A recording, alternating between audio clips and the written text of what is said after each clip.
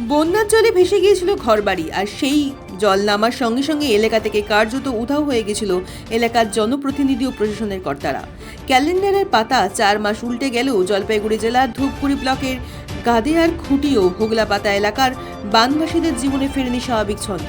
আজও শতাধিক পরিবার প্লাস্টিকের তাঁবুর নিচে মানবেতর জীবন কাটাচ্ছে। এ যেন প্রশাসনিক ব্যর্থতার নগ্ন দলিল। বন্যার সময় এলাকায় নেতা নেত্রীদের গাড়ির সারি, ক্যামেরার ঝলকানি আর ত্রাণ বিতরণের নামে সেলফি তোলার হিড়িক তৈরি হয়েছে উৎসবের মতো পরিবেশ। সোশ্যাল মিডিয়ায় সেই ছবি ছড়িয়ে পড়তে দায়িত্ব পালনের ঢাক পেটানো হয়েছিল, কিন্তু বন্যার জল নামতেই সেসব নেতা, মন্ত্রী ও এলাকার বিধায়কেরা দেখা মেলেনি। স্থানীয়দের তীব্র কটাক্ষ, জল নামতেই নেতারাও নেমে গেছেন, আমরা পড়ে আছি গর্তে। এলাকায় গিয়ে দেখা যায় বন্যায় শুধু ঘরবাড়ি ভাঙেনি, মুছে গেছে মানুষের মাথা গোঁজার শেষ আশ্রয়টুকু। বসতি ভিটা আজ দিঘির মতো গভীর গর্তে পরিণত। একাধিক জায়গায় নদীর মতো খাত তৈরি হওয়ায় সেখানে ঘর তোলা যে দূরের কথা, পা রাখাও ঝুঁকিপূর্ণ। অথচ 4 মাস কেটে গেলেও সেই গর্ত ভরাটের কোনো দৃশ্যমান উদ্যোগ নেয়নি প্রশাসন বা প্রতিনিধিরা।